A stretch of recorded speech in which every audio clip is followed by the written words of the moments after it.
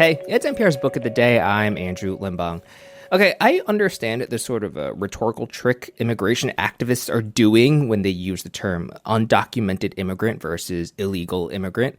But, and I say this as someone who is the product of illegal immigration and spent a lot of my childhood helping my non-English speaking family members navigate the immigration system.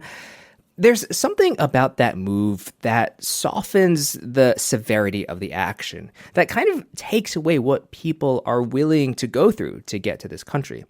The writer Jessica Goudeau confronts this head on with her book, We Were Illegal. It's an examination of her own family history, and she talks to Here and Now's Deepa Fernandes about how the language we use when talking about our family history can feed into the myth-making of America and paper over the parts of history that make us uncomfortable.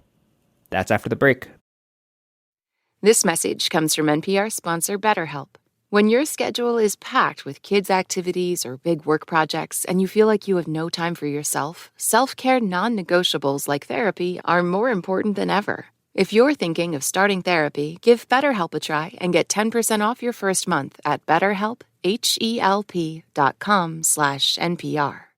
This message comes from Noom, using psychology and biology to build personal meal plans to fit your lifestyle, taking into account dietary restrictions, medical issues, and other personal needs. Sign up for your trial today at Noom.com. Austin author Jessica Goudeau was born in Texas and spent much of her childhood there. Her roots go back generations. Her ancestors were involved in the settling of Texas, its efforts at statehood, and her great-uncle was one of Texas' legendary lawmen, the Texas Rangers.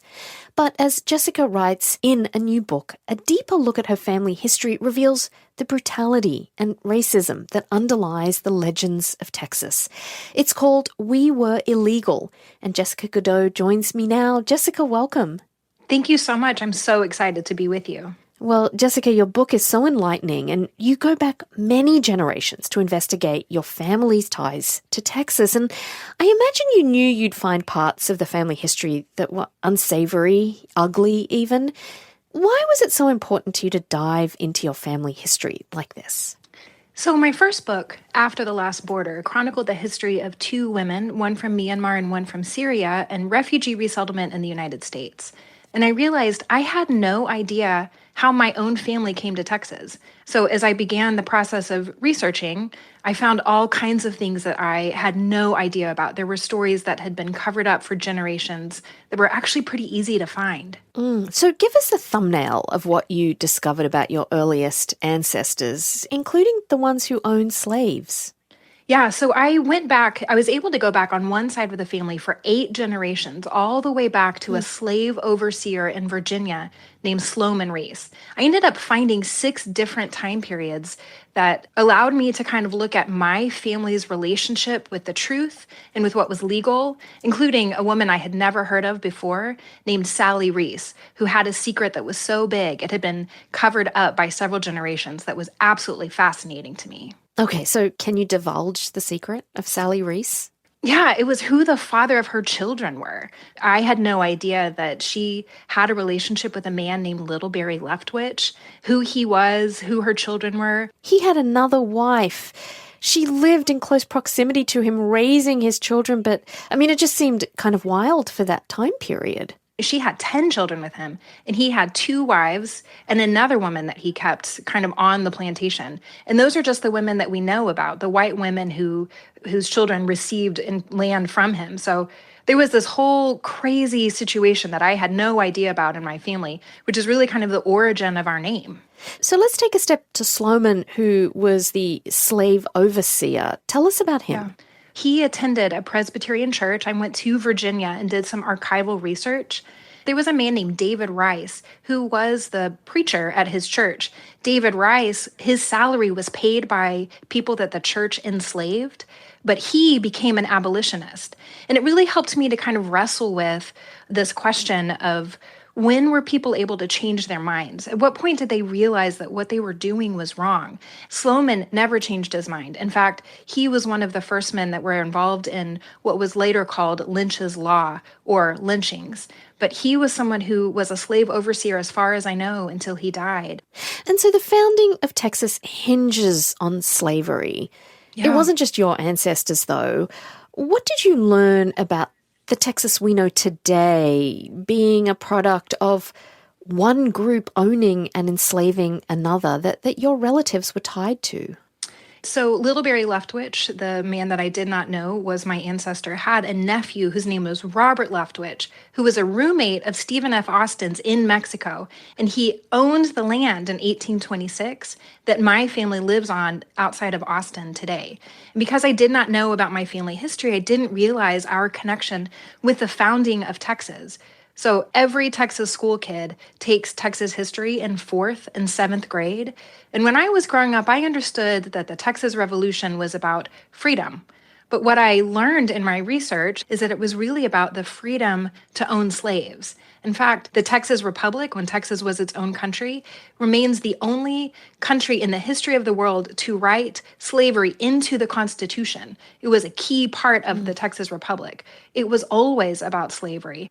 And then let's talk about the indigenous people that were there, the Karankawa. Yes. They are the indigenous people of Texas. They lived for generations on land that Texas settlers, including the so-called father of Texas, Stephen Austin, wanted. And you discover this history through one of your ancestors, Perry Reese. Tell me more. So almost everyone knows about the Alamo, right? This is the kind of the most famous part of Texas history. But there was another battle that was basically a slaughter in which Santa Anna, the general at the time, took out U.S. soldiers. Many of them had crossed the border illegally to fight in an illegal war to try to get Texas away from Mexico. Perry Reese was a relative of mine, and he was killed at the age of 18. And I really was fascinated with the question of the violence in Texas. As I was writing this book, what happened in Uvalde happened, where so many children were killed in a 4th grade classroom. And that was really present in my mind. And so I began putting together the Battle of Goliad, where so many young men were slaughtered, with the colonizers who slaughtered Karankawa people. There was something called the Dressing Point Massacre, in which they just killed women and children. But we memorialized the Battle of Goliad and not the killing of the Karankawa people. In fact, I thought all the Karankawa people had been killed, but it turns out many of them still remain to this day. And then we move to Abilene, Texas, where your family has deep roots. And in your research, you discover that the KKK also has deep roots in the town. Your great-grandfather lived next door to the KKK leader. You also discovered that even though your forebears weren't part of the KKK, they benefited from it. How and why was it important to you to tell that story? Even the people who were not directly involved in the KKK benefited from the ideas that were so prevalent at the time. So my great-grandfather was a redliner. He was someone who ensured that there was a beautiful neighborhood where I spent several years of my life growing up as a 4th-generation Abilenian. But I didn't realize until later that only members of the white race could live around the university. And so I wanted to look at the widespread implications of that, what it meant for the people of color just a mile down the road who were only allowed to live in a floodplain, how different their lives were from ours. You, like many, were taught growing up that the early settlers to this country, the Anglo farmers who took the lands from Indigenous people, were survivors. They survived the brutality of the early colonial period due to their great survival instincts. What do you say to those who would say some of the stories of your families, well, that was the times your family members did what they had to do in order to survive? I think when you look at a narrow version of history that only focuses on families like mine, you miss the larger context. And it really is important to lay that story down next to the story of so many people who were enslaved, who lost their land, who lost their entire culture, or who were killed, whose ancestors were killed. And I think when you begin to lay a more complex view of history, you allow the stories of families like mine to be one of many. So I think it's important that we allow the complexity that we see often in the present to be what we look at for the past. And so I want to ask you how you process and deal with the consequences of your own ancestors' actions against African Americans in slavery, the outcome of KKK actions, the destruction of lands and the killing of Indigenous people. You inherited privilege because of that. How do you process and deal with that?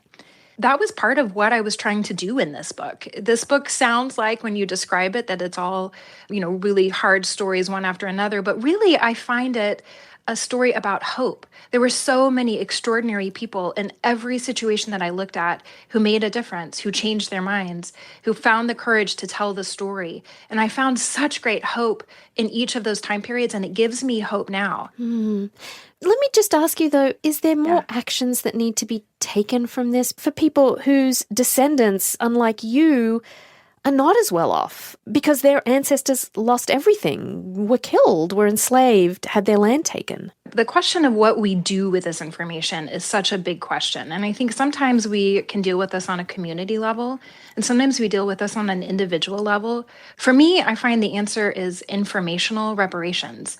There was a man who was lynched in Abilene, and the community banded together to make sure that his descendants knew the truth of what had happened to him. His name was Grover C. Everett, and they said his name.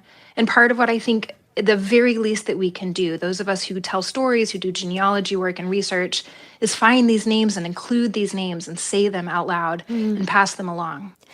I want to ask you about the title of your book, We Were Illegal. Illegal, as you well know, is a word that we hear a lot nowadays, especially to describe immigrants who are undocumented. Right. Why did you decide to identify your own ancestors as illegal? What are you saying here? Part of what I think we do when we use words a certain way is we lose the context for them.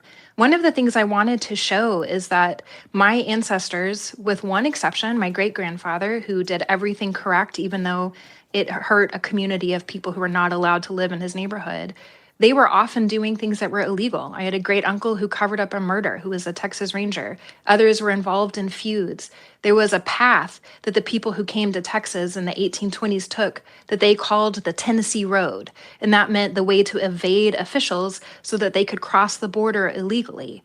And I wanted to show that even those of us who have been centered in history, we're the ones who change our own stories so that we are always looking back as if we were right. And I think instead we need to understand how our language shapes the myths that get passed on as history. Jessica Goudeau's book is We Were Illegal, Uncovering a Texas Family's Mythmaking and Migration. Jessica, thank you so much. Thank you.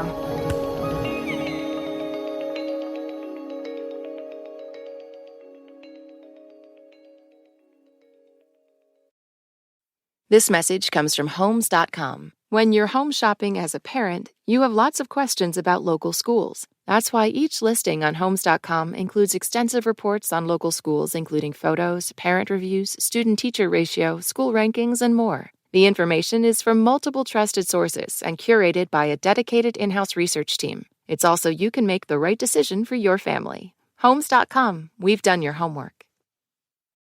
Support for NPR and the following message come from Rosetta Stone, the perfect app to achieve your language learning goals no matter how busy your schedule gets. It's designed to maximize study time with immersive 10-minute lessons and audio practice for your commute. Plus, tailor your learning plan for specific objectives like travel. Get Rosetta Stone's lifetime membership for 50% off and unlimited access to 25 language courses. Learn more at rosettastone.com/NPR.